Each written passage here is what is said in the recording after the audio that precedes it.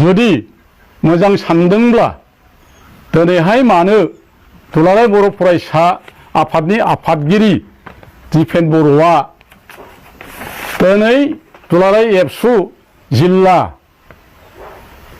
आनसलिक unit एबसुफोरनिसिम नैबे लाइजामनि रावखौ बोरैहाय फोसावनो हाखो आरो इउनिट आनसलिक जिल्ला दिनै गामि फरायसाफोरनि बिमा बिफाफोरखौ लेंहरनानै फैगौ बिसायख'थिनि सांग्रांथि मेल लिङै फरायसाफोरनि बिमा बिफाफोरखौ लेंहरनानै मा बुजायनो नागिरदों, मा साननाय जादों, मा बुंनो नागिरदों, फरायसुलिफोरनि बिमा बिफाखौ लेंहरनानै गथ' गथायफोरखौ सोलोंथायाव जौगाहोनायनि बोसोन होनो सानदोंमोनब्ला नोंथांमोना थांनाय गरम बन्द'आव सामार भेकेसनाव मानो बेफोर हाबाफारिखौ लायाखै? दिनैहाय माने MCC model code of conduct सभायावसो नैबे लाइजामखौ नोंथाङा बोरैहाय गामि लाइजाम हरहोनो हाखो? आरो बे लाइजामनि आयदायानो जाहैबाय रायजो राजाफोरनिसिम मोनसे खावलायनाय, फैगौ BTC इलेक्सननि बिसायख'थिनि सांग्रांथि मेल लिंनो थाखाय खावलायनाय बे लाइजामखौ दुलाराय बर' फरायसा आफादा बोरैहाय मेल लिंनो हाखो? थारमाने नोंथाङा नैबे लाइजामनि गेजेरजों फोरमान होबाय एबसुआ थारैनो गमामा UPPL आरो UPPLआनो एबसु आरो एबसुआनो UPPLआनो एबसु होननाय फोरमान जायाखैना बियो? बेथ' रग' रायजो राजाफोरनि आखाइ बे लाइजामा दङ। अब्ला नोंथाङा बोरैहाय एबसुआनो UPPL होनबा गाज्रि मोनो, सोंखारियो, जिगाब बुन्था सावो आरो निन्दा खालामो।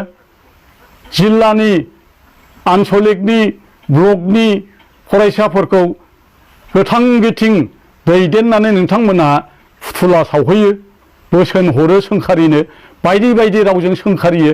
अब्ला नोंथाङा दिनै बर' फरायसा आफादखौ राजनितिकआव लांदों ना राजनितिकनिफ्राय गोजानाव दोनदों? बेखौ नोंथाङा रायजोफोरनि सिगाङाव नैबे लाइजामनि सांग्रांथि सावराय मेलखौ मानो सोरनि थाखाय खालामनाय जादों? आरो नोंथांमोना मिथिगौ दुलाराय बर' फरायसा आफादनि नेहाथारिया सांग्रांथि मेलनि गेजेरजों खुंथाय जाया सरखार, बे खुंथाया जाय सरकारा मोजां मावदों बेखौनो जोङो मदद होनांगौ आरो जों सरकारखौनो लाखिनांगौ होननानै बे सांग्रांथि मेलनि गेजेरजों बुङाखैना? अब्ला नोंथांमोना एबसु जानानै UPPLनि मोगा-मोगि नोंसोरो फैसा गरसेनि फारनैबो एखे नङा बेखौ बुंनो हाया होनबा रायजोआ? दिनै बुङोबा नोंथांमोना दुखु मोनगोन, नाथाय बे लाइजामानो फोरमान होयो। आरो बियो नैबेल' नङा, बयनिबो रायजोफोरनि आखायाव नैबे रोखा लाइजामा दङ। बेखायनो नोंथांखौ खावलायदों, अननानै नोंथाङा बर' फरायसा आफादखौ बेबादि राजनितिकजों लोब्बा दाखालाम।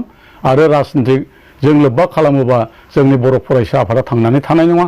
मानोना बर' फरायसा आफादा हारिनि मोनसे सिनस्रि, हारिया जेसेबां थागोन एसे दिनसिम बर' फरायसा आफादखौ जोंनि बर' समाजाव जोंनि बर' हारिया गोनांथि दङ आरो एबसुआ जेब्लायबो थांनानै थानांगोन।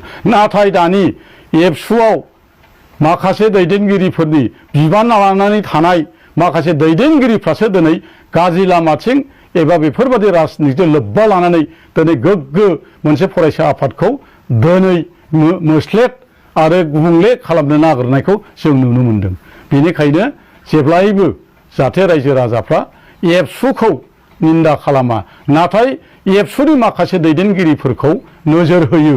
बिनि थाखाय दिनै आं रायजोफोरनिसिम गुवार गोसोयै नोंथांमोननिसिम आंनि गोसो गोथारै खावलायबाय आरो आं बुंथिनायखौ बेखिनियावनो फोजोबनो सानबाय।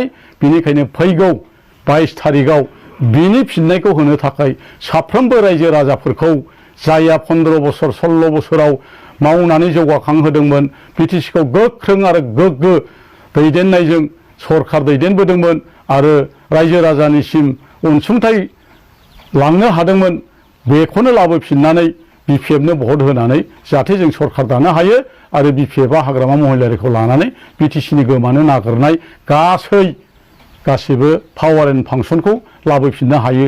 बेखौनो दिनै आङो बयनिसिमबो खर' गंलायै गोसो गोरबोजों बयनिसिमबो खावलायनानै आंनि फंनैसो बुंथिनायखौ बावनो फोजोबबाय। गोजोन्थों।